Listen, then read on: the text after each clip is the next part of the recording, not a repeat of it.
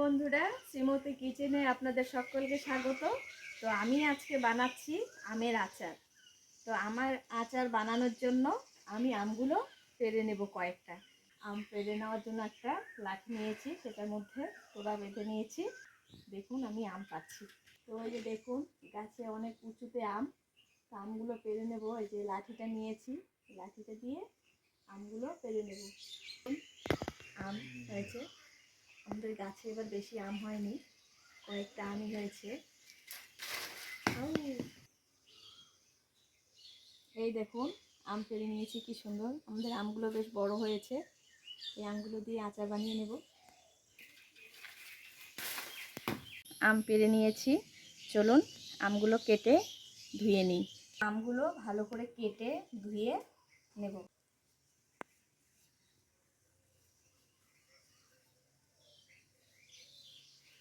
আমটা কি সুন্দর হলুদ হয়ে আসছে, আর কিছুদিন গেলেই আমগুলো পেকে যেত। যে আমগুলো ছুলে নিয়েছি, এখন আমি লম্বা লম্বা করে কেটে নেব।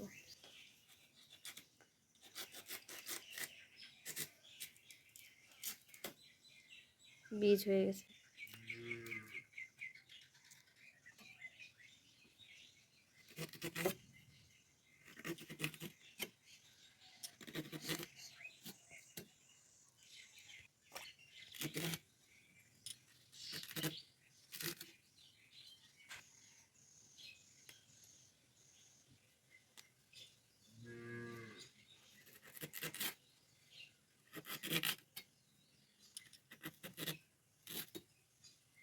বন্ধুরা, আমি আমগুলো কেটে ভালো করে ধুয়ে এখন নিয়ে চলে এসেছি।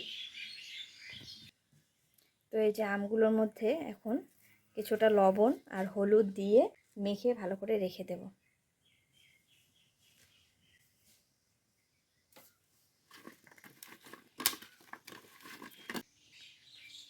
তো এই আমগুলো আমি 4-5 ঘন্টার জন্য ঢেকে রেখে দিব।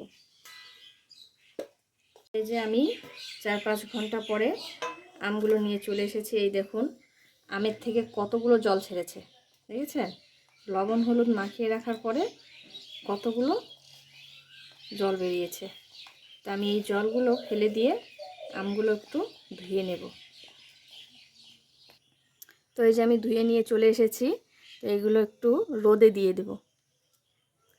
এইভাবে একটু শুকানোর পরে, বেশি শুকাবো না, হালকা একটু শুকাবো।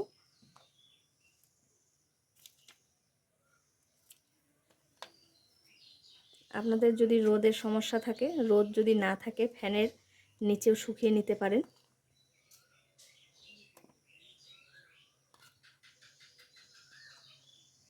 তো এই যে আমি শুকাতে দিয়ে দিয়েছি, ঘন্টা 2 শুকাবে, তারপরে এগুলো নিয়ে নেব।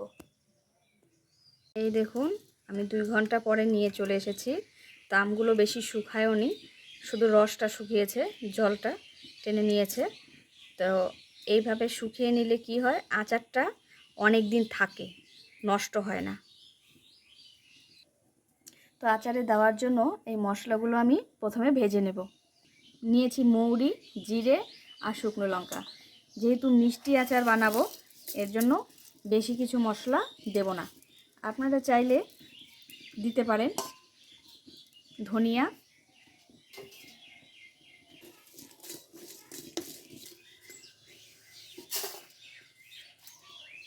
ভাজা হয়ে গেছে, নামিয়ে নিলাম। তো আমি চিনিটা জাল দেওয়ার জন্য প্রথমে আমি জল দিয়ে দেবো কড়াইতে।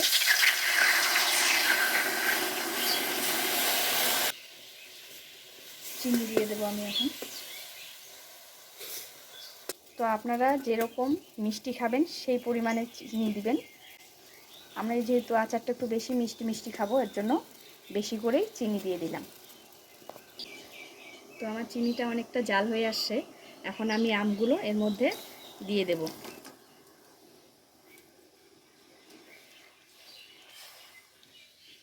তো আমটা আমার জাল হতে হতে আমি মশলাগুলো যে ভেজে রেখেছি ওগুলো আমি এখন গুঁড়ো করে নেব।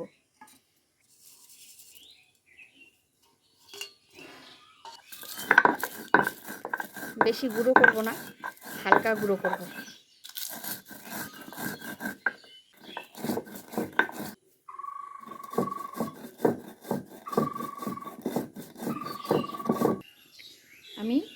সন্দুক লবণ দিয়ে দেব।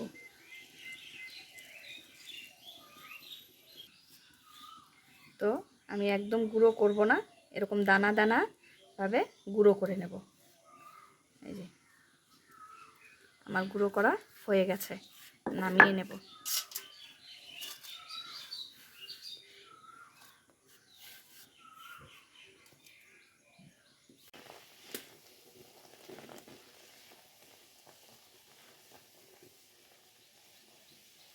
দেখুন আমার আম আর চিনি প্রায় জাল দাও হয়ে গেছে, নামিয়ে নেব। তার আগে যে গুঁড়োগুলো মশলা গুঁড়ো করে রেখেছি ওই গুঁড়োগুলো দিয়ে দেব।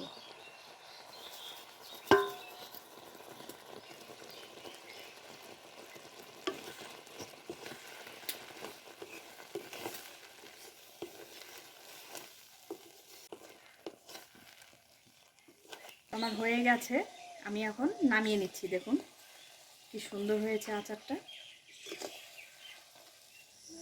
তো এই দেখুন আমি আচার বানিয়ে নিয়েছি। আচারটা কিন্তু সত্যিই দারুণ টেস্ট হয়। আমি এর আগে আরও দুবার বানিয়ে খেয়েছি, এত টেস্ট লেগেছে তাই আবার বানিয়েছি আমি আজকে। তো এই আচারটা বানানো একদম সোজা, কম মশলার মধ্যে তেল ছাড়া আচারটা বানিয়ে নিয়েছি। এভাবে আপনারা চাইলে বাড়িতেও বানিয়ে খেতে পারেন, একবার অন্তত ট্রাই করে দেখবেন, খেতে দারুণ হয়। আর অনেক দিন ঘরে রেখে আপনারা এটা খেতে পারেন। তো আমার ভিডিওটা ভালো লাগলে অবশ্যই একটা সাবস্ক্রাইব করে দেবেন আর একটা লাইক দিয়ে দেবেন।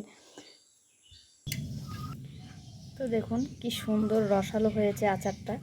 এটা আপনারা ঘরে রেখেও খেতে পারবেন, যেহেতু আমটা একটু শুকিয়ে নিয়েছি। দেখুন আচারটা কত সুন্দর একদম নরম হয়ে গেছে, হয়েছেন।